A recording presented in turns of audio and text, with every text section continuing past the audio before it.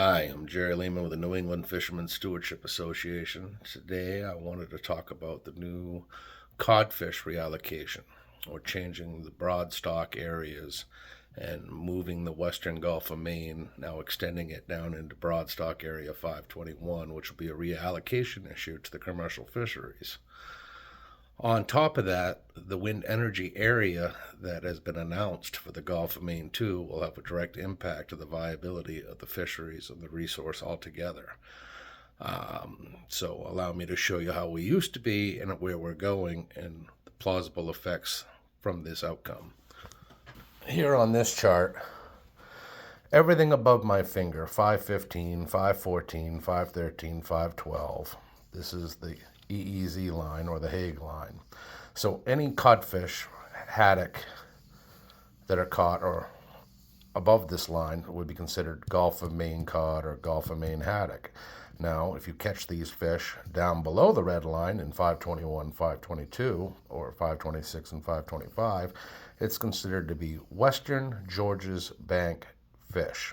And the same goes to the eastern area, Eastern Georges Bank. So we split up fish allocations based on regions. Well, now we want to extend the western region of the Gulf of Maine's footprint down into areas 521, 526, and 541, which means that this area that used to be considered Western Georges Banks is now considered Gulf of Maine.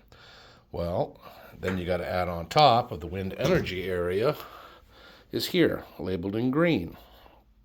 And you see the broadstock area 521, which the wind area directly goes into, along with the edge of 515. It just goes the northwest corner of area 522. Well, now you got to look at the history of the fishing vessels.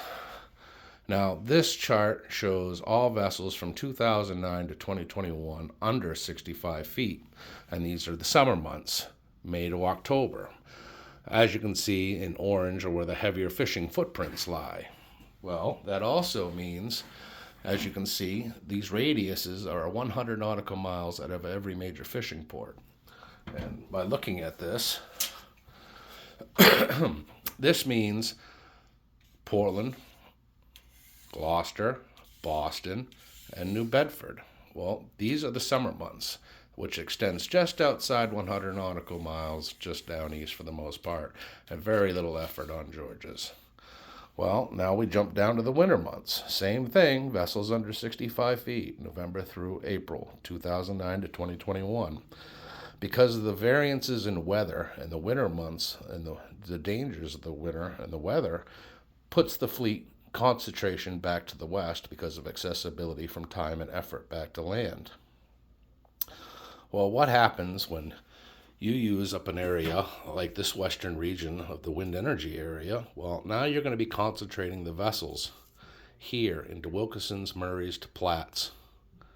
Well, there's a problem because inside of these area, right here specifically, you've got codfish, which drop down off in the winter months off of Jeffrey's Ledge into the deeper water. And not to mention Gulf of Maine haddock are predominantly between here, Platts and Caches area, and white hake are all through the deep water in the mud. Well, those are the three species, as of right now, that are choke species for us because of allocation has been dropped. Haddock in the Gulf of Maine was reduced by 82%.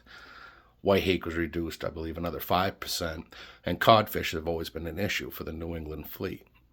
So by putting these structures on that western wind energy area, you will be forcing a concentration of effort to this region, which historically is where three of the choke species lie. So now, again, you're going to watch that entire effort pattern, which is shown right here, is going to chew up their allocation. So what happens when we chew up our allocation? Well, now you're going to be forced to go outside of the western Gulf of Maine region to venture into Area 522, which, if you look over here, Area 522 means that all the major fishing ports will have to cross the windmill area in order to access the eastern area. But the major concern is Now we're forcing vessels to fish outside of their historical fishing footprint. It's not that the vessels don't want to go east to catch fish, but because of the winter and the variances in weather, it's too dangerous. So by developing this area and creating a giant effort pattern where we have 3 choke species, you will be forcing the vessels, eventually will chew up their quota. In order to have a viable business, they will have to transit through a windmill site where they're already going to have radar interference, variable weather conditions, fog. It's going to be dangerous. And then they're going to be even more dangerous, especially for the vessels under 65 feet, because historically, like we showed you, they don't fish out there, never have. So now you're going to be forcing vessels to either tie up, reallocate their quota to somebody else, or they're going out of business, or the worst case scenario, they try to risk it and venture outside their historical fishing footprint in the winter, and then they get their lives in trouble. Real danger is coming to the fleet under 65 feet. We can show this even using the vessels greater than 65 feet. Look at the summer months, even for the larger vessels. You see the concentration of efforts in the harder bottom, especially here along the edge of George's Banks in the shoal. Well, what happens even with the larger vessels when the winter months comes? You can see they back off the shoaler water and they get more into the deeper water where the good bottom is, where you can make a viable business because you're not putting your lives in danger in the mud. So restructuring these codfish with this new allocation areas is going to be nothing but top of this new codfish restructuring, and then the choke species, and then the wind energy area again is going to have direct effects to everybody in the fleet, not only in the safety issues with the radar interference, but transiting through a windmill site in order to access an area that's outside the historical fishing footprint. So if anybody would like more details on this, I'd be happy to talk more on this. Have a good day.